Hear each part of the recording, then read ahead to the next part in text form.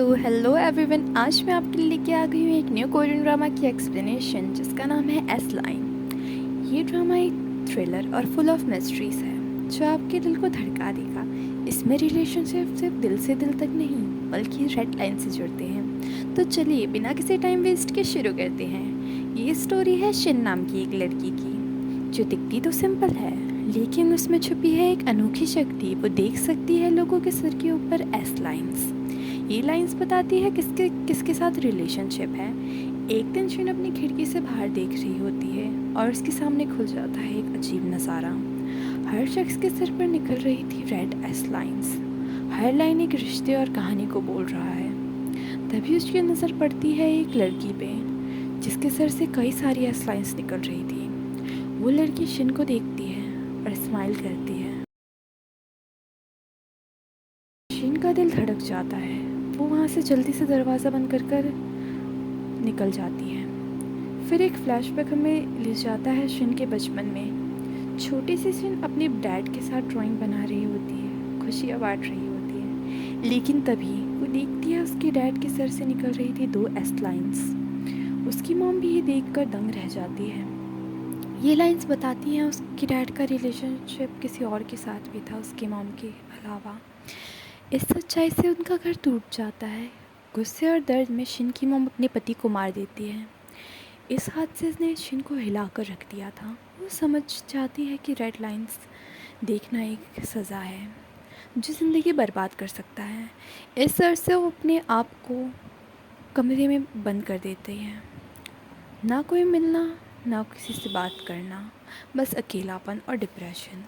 वो अपनी जान लेने की बहुत ज़्यादा कोशिश करती है, छत से कूदकर, छुरी से खुद को चोट देकर। लेकिन हर बार चोट हील हो जाती थी, जैसे उसको कोई बचाना चाहता है। ये सब उसको सोचने पर मजबूर कर देता है, शायद इस शक्ति का कोई मकसद है। अब शिन ठान लेती है वो एस लाइन का राज सुलझा कर रहेगी। ये लाइंस क्या है? क्या इनका कोई अंत है? इस बीच एक दिन उसके घर के गेट पे वही लड़की आती है जो उससे पहले मिली थी। उसके हाथ में था फ्रूट गिफ्ट, लेकिन शिन दरवाज़ा नहीं खोलती। वो लड़की फ्रूट्स को वहीं छोड़कर चले जाती है। बाद में शिन फ्रूट्स को अंदर लाती है और खाती है, जैसे उसने बहुत दिनों से कुछ चखा ही ना हो। अब कहानी में ट्विस्ट आता है। एंट्री होती है एक पुलिस ऑफिसर हांजी की। हांजी अपने कलीग से शिकायत करता है। उसकी भांजी बहुत ज़्यादा ज़िद्दी और नकचड़ी है। फिर हम स्कूल का सीन देखते हैं जहाँ एक लड़की हेयांग किसी को बुरी तरीके से मार रही है और हेयांग को कोई और नहीं, हांजी की भतीजी है। हेयांग किसी और को नहीं, हांजी की भतीजी को मार रही होती है। हेयांग ज़बरदस्ती पैसे मांग रही होती है, धमकी दे रही होती है। इधर हांजी एक मर्डर केस की इन्वेस्टिगेशन कर रहा होता है। एक लड़के की मौत हुई है और उसे एक होटल डिलीवरी बॉक्स मिलता है। एक और डिटेक्टिव बताती है कि रात को किसी ने हेलमेट वाले आदमी को बिल्डिंग से निकलते देखा था। पुलिस स्टेशन में हांजी अपने पार्टनर डोंगसिक से बात करता है। डोंगसिक कहता है मर्डर में चोरी का कोई मोटिव नहीं है, पैसे तो वहीं पड़े हुए थे। हांजी पूछता है फूड डिलीवरी वाला क्या, उसको चेक किया?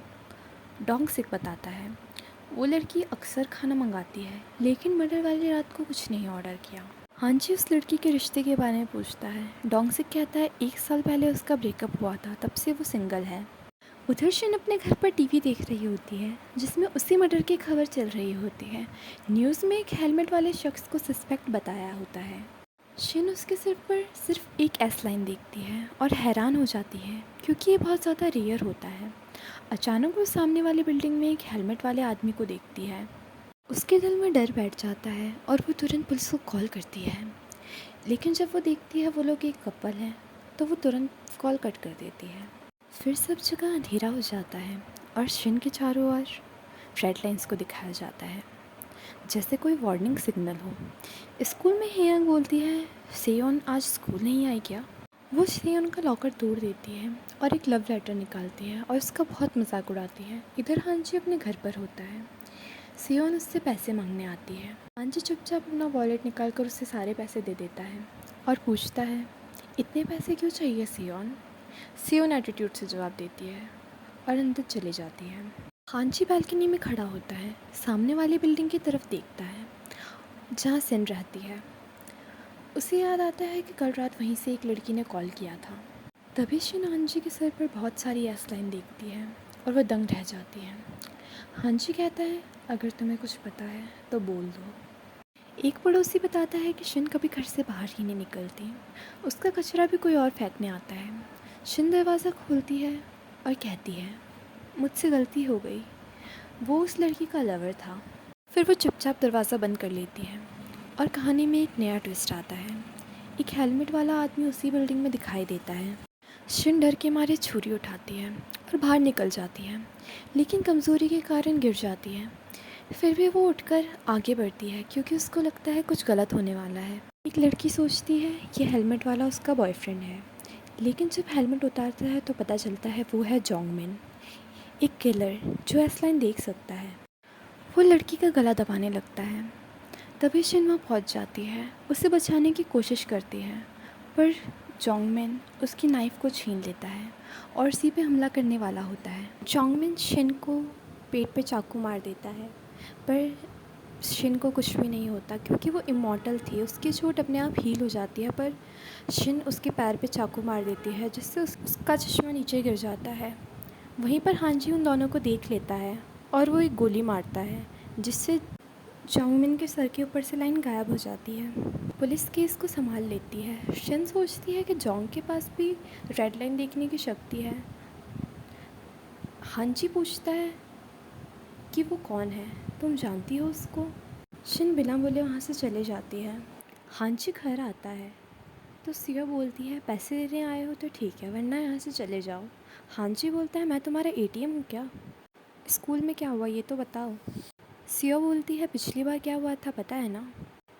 तुमने कुछ नहीं किया था और पिछली बार मुझे बहुत मारा गया था। हांजी अपसेट हो जाता। सिया बोलती है, तुम शिन के साथ क्या कर रहे थे?